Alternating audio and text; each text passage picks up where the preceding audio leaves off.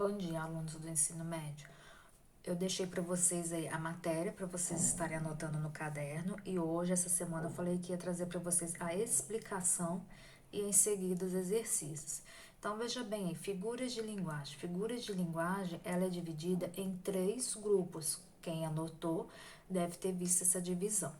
Primeira coisa, gente, figuras de linguagem vocês começam a estudar desde o 9º ano, igual eu falo sempre com vocês, e vai até o 3º ano do ensino médio, porque é uma das matérias que mais cai no Enem e demais concursos aí, nível técnico, escola federal e assim por diante.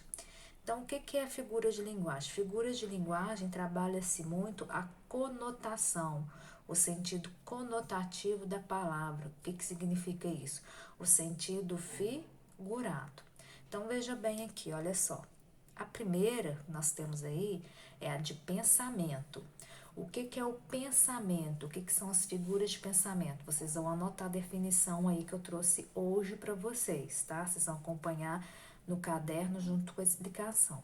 O que é a figura de pensamento? São figuras de linguagem que têm como objetivo aumentar a expressividade da mensagem, ou seja, o nosso pensamento, o nosso raciocínio, a questão da sua expressão, do jeito como você quer passar a informação. Então, o próprio nome indica, é figuras de pensamento, é a forma como você pensa, o autor pensa, o poeta pensa. Então, olha o nosso primeiro caso aqui, ó. Figuras de pensamento, antítese. Antítese, pessoal, muito cuidado, porque é a aproximação de palavras ou expressões que têm ideias contrárias. Vocês podem estar marcando essa expressão, ideias contrárias aí no caderno. Nosso exemplo, aquele fogo em sua face apagava-se com o gélido coração. Quais são as ideias? Fogo e coração gélido. Face pegando fogo e um coração frio. Ideias contrárias, fogo e gelo, tá? Antítese. Eufemismo. Olha só, o que é o eufemismo? Nós vamos usar palavras suaves para falar algo ruim. Então, antigamente falava lá que fulano morreu, não falava que fulano morreu. Fulano subiu para o céu, fulano vestiu paletó de madeira para designar que o fulano morreu. Olha o nosso exemplo. O nobre deputado faltou com a verdade. Em vez de eu colocar que o nobre deputado falou mentira ou mentiu, que fica uma palavra muito pesada, eu vou colocar que ele faltou com a verdade. Então, isso aí é o eufemismo. Nós podemos empregar muito isso nas redações para enriquecer. Eu não vou colocar lá que, infelizmente, a maioria dos políticos são corruptos, são ladrões, que não sei o quê. Vocês podem colocar que, infelizmente, a maioria dos políticos não agem com honestidade. Isso aí é um eufemismo, em vez de eu colocar que é corrupto, que é ladrão, que é bandido, que é isso e aquilo. Segundo caso é a gradação, ou seja, é a maneira como ascende ou descende as ideias organizadas na frase. Ou seja, há uma gradação, ou vai subir ou vai descer. Olha só, respirou e pôs um pé adiante, depois outro, tá vendo uma gradação. Olhou para o lado e o caminhar virou trote, que virou corrida, que virou desespero. Então, ele respirou, andou, olhou, virou, caminhou, trotou e depois virou corrida. Então, houve uma gradação de acontecimentos, de ações nessa frase. Nascer, viver, morrer é uma gradação. Segunda aí, ó, ironia, que eu até comentei aí na correção, não sei se foi com o 3º ano, acho que foi com o 1º ano. Questão de ironia e de humor. Ironia é uma figura de pensamento. Quando se fala ironia, não tá querendo trazer humor, não, tá? Então, olha só, é sempre a intenção de fazer uma crítica. E no caso aí, muitas vezes, você tem que ter o conhecimento prévio daquele assunto para entender a ironia. Olha só, o presidente Lula é o mais culto e bem informado de todos os presidentes. É uma ironia, porque todos nós sabemos que ele não tem nenhuma formação superior. Então, a pessoa que fez essa frase está sendo irônica, está fazendo um deboche. Próxima aí, ó, hipérbole. Hipérbole é o mais fácil, pessoal, porque muitos de vocês usam no dia a dia, até às vezes a mãe de vocês aí em casa. O que é hipérbole? É o exagero, ou seja, é o exagero para exprimir uma ideia. Alunos, ideia tá com acento aí, mas não tem mais acento, tá? Porque eu esqueci de tirar. Então veja bem aqui, ó. Às vezes vocês falam em sala de aula, posso beber água? Tô morrendo de sede. Essa expressão morrendo de sede é uma hipérbole, é um exagero. Você não está morrendo de sede, você é um exagero. Às vezes a mãe ou o pai em casa, já falei 1000 vezes, desliga isso, vai deitar. Ela não falou 1000 vezes, mas ela está usando o argumento, a figura de pensamento hipérbole. Ouça o nosso exemplo aí, ó.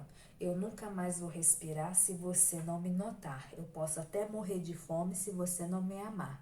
Morrer de fome aí é um exagero na letra da música aí do Cazuza. Então, a hipérbole é o exagero. Próximo, prosopopeia ou personificação. É mais fácil a gente lembrar o que significa essa figura de pensamento quando a gente fala a palavra personificação. Ou seja, personificação vem de pessoas. Você vai personificar, dar características humanas a seres não humanos. Veja bem aí, ó. Seus olhos corriam pela fazenda enquanto a lua lhe sorria. Sorrir é uma característica do ser humano. Lua não é um ser humano. Então, houve uma personificação da lua. Isso aí pode vir com o nome de prosopopeia ou personificação. Agora, nós entramos no segundo aí, ó, no segundo grupo, que são as figuras de palavras. O que é as figuras de palavras? Vai ser questão do aspecto semântico através de comparação e substituição, associando as palavras. Vocês viram até agora a questão do pensamento, estava trabalhando o pensamento, a lógica. Agora vai utilizar as palavras para fazer a comparação. Então, veja bem aqui, ó. Primeiro caso, o próprio nome já está falando, é a comparação. É a mais tranquila de todas. O que vai significar isso aí? Você está fazendo uma comparação direta entre seres, seja pessoas, animais, objetos, a questão de qualificação. Sempre vai existir conectivos, viu, pessoal? Então, o que nós temos aqui, ó? Veja bem.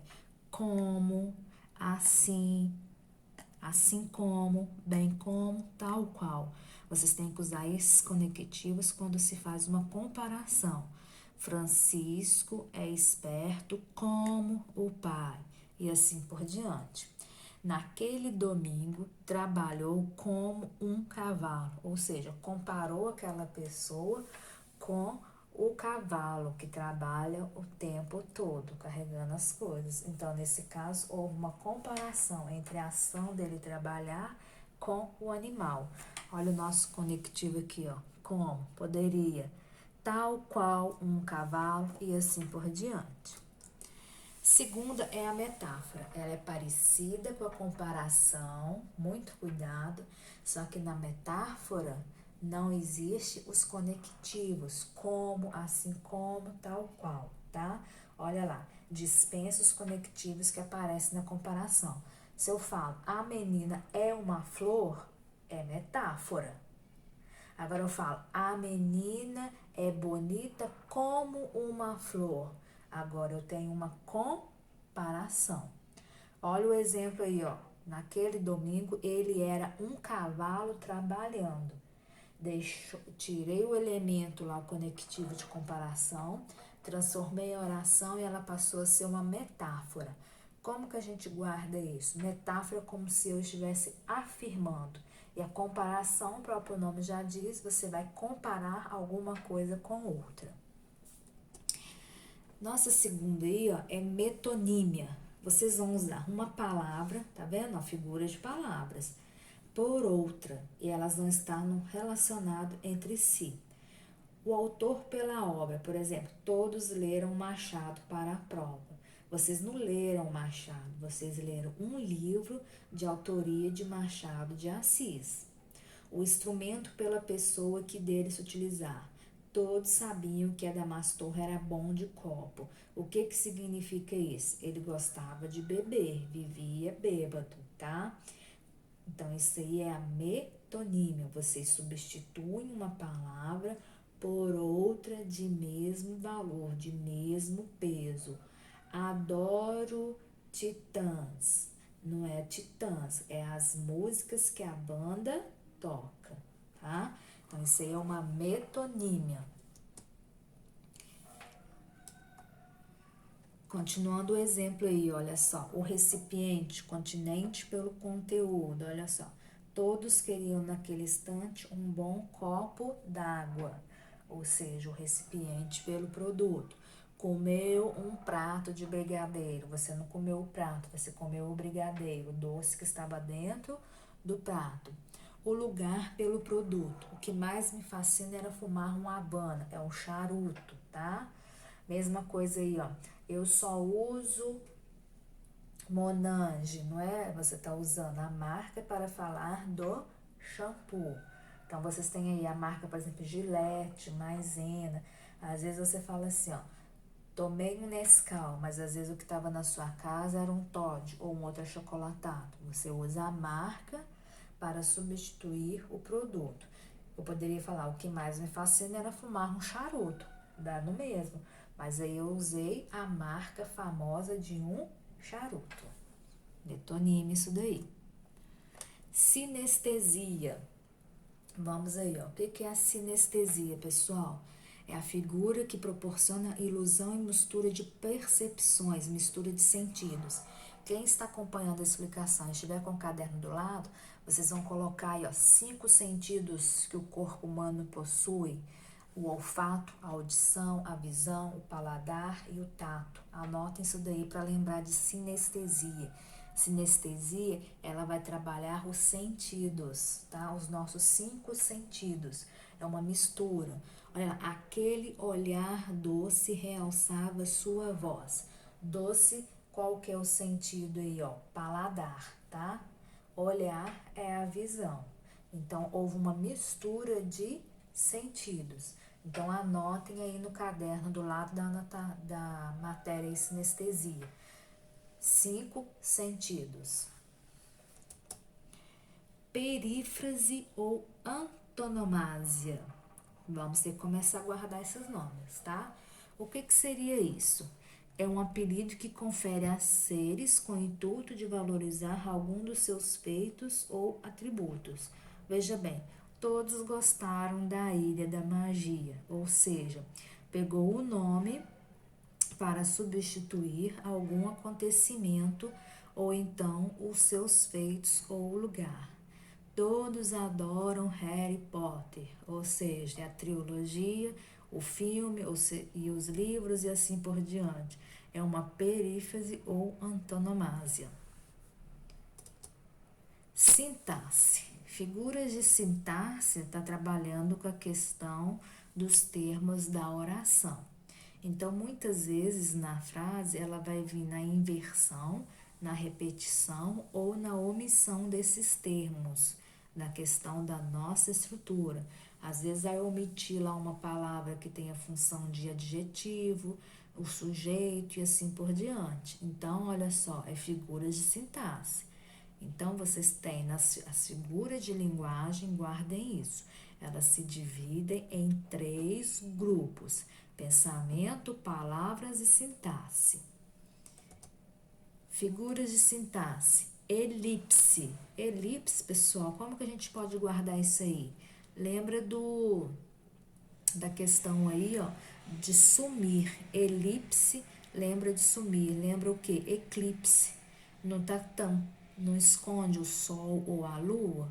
Então, a elipse é a mesma coisa, ela vai esconder, ela vai omitir uma palavra, mas eu vou entender perfeitamente essa palavra. Olha só, saímos da confeitaria com um pedaço de felicidade. Quem é que saiu da confeitaria? Nós, olha aí de vermelho. Foi omitido, sumiu o pronome nós, mas eu sei muito bem quem é que saiu da confeitaria. Então, houve uma omissão. Nesse caso, trata-se de elipse. Mas eu consigo entender muito bem a oração e descobrir o que foi omitido.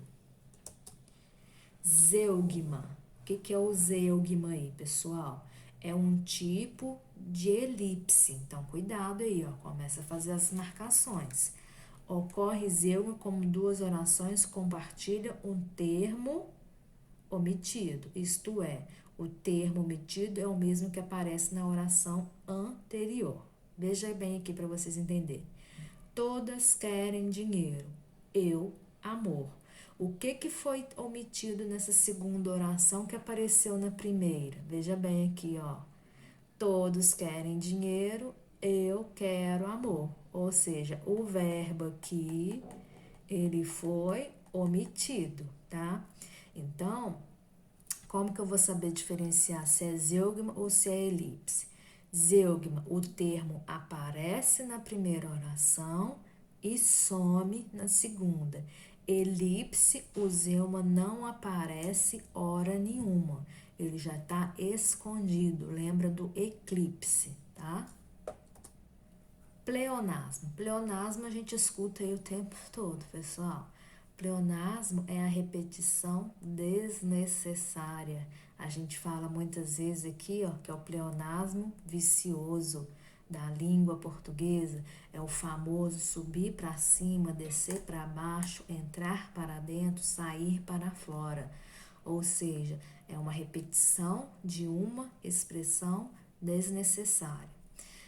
Muitos autores utilizam o pleonasmo com o sentido aí de trabalhar a literatura ou enfatizar uma ideia.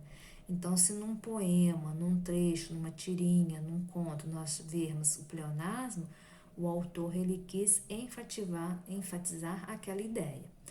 Olha o nosso exemplo. Cheguei até aqui caminhando com as minhas próprias pernas. Se a gente caminha com as pernas.